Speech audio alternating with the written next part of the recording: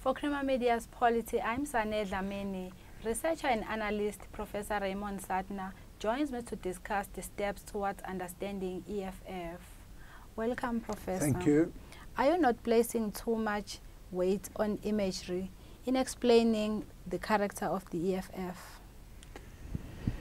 I think imagery is a very important phenomenon in South African life, but in the world in general.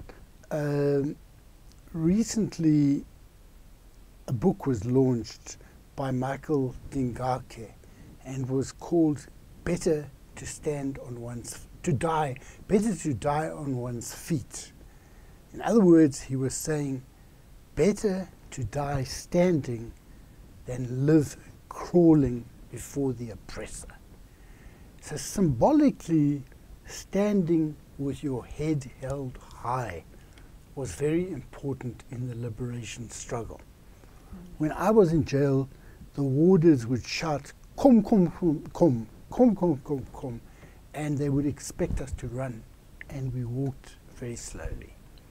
And that was how we, as political prisoners, tried to distinguish ourselves, that we believed that it was important to show dignity, to actually be defiant. When we were in court, for example, we'd put our fists in the air after being convicted.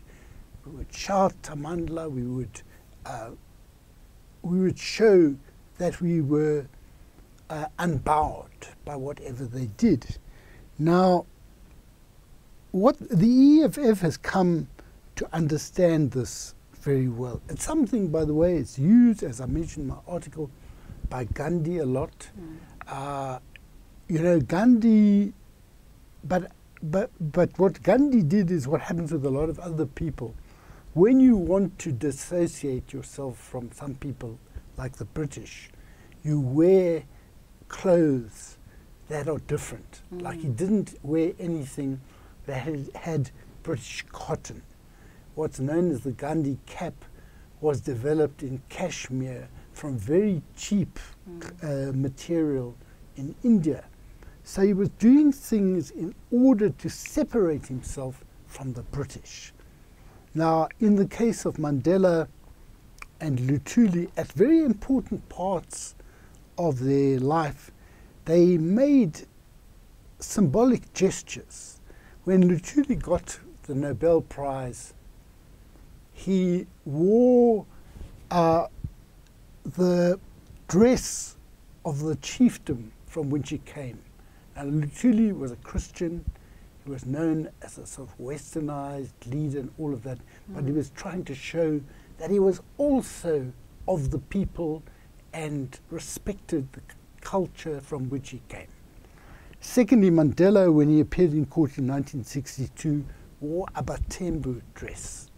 So he was saying, I'm a freedom fighter, I am part of a multiracial, non-racial organization, and an African nationalist, but I'm also a Batembu. So the EFF is using this language of imagery.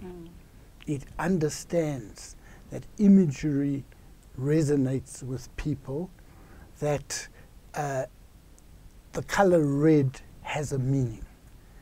And obviously it makes the Communist Party very angry that the EFF is using the color that has been most closely associated with the communists.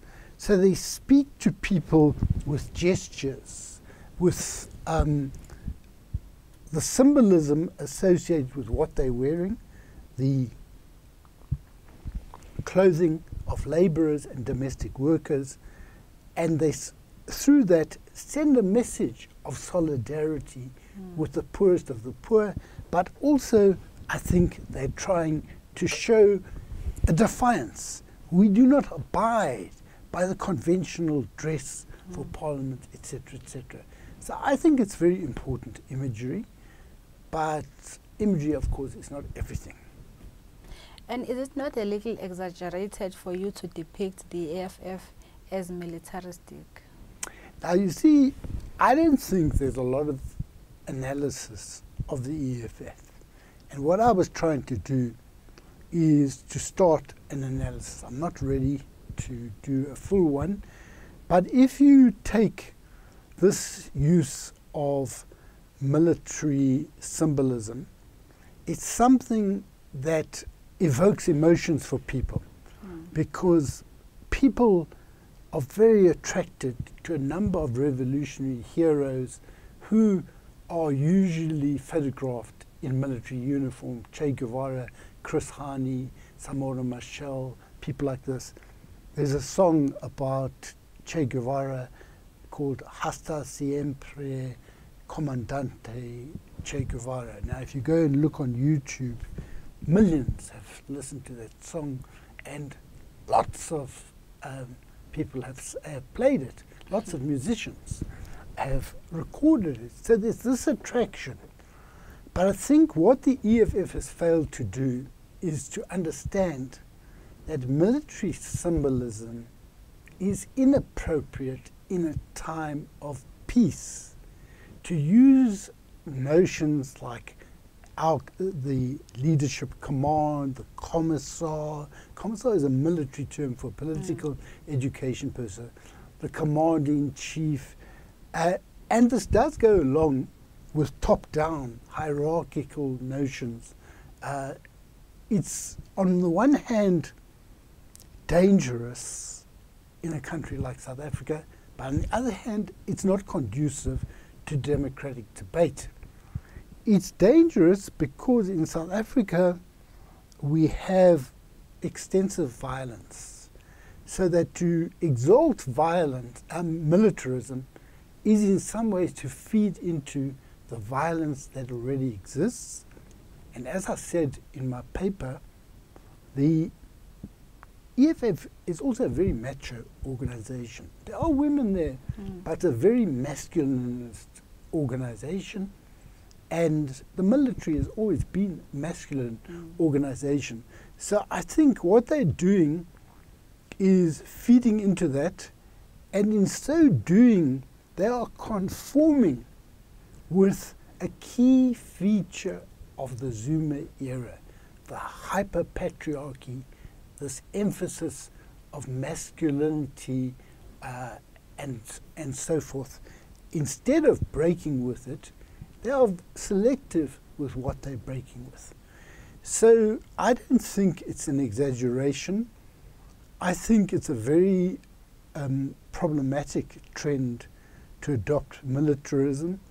We've seen situations which seem to indicate that internal debate in the EFF is not thriving.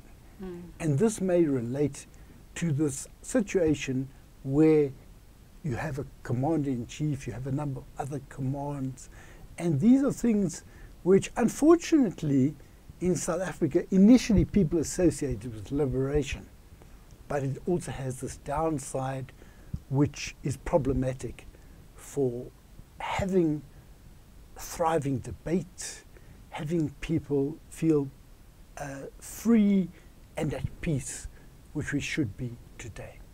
Thank you, Professor. That was Professor Raymond Suttner speaking to Creamer Media's Polity about the steps towards understanding EFF.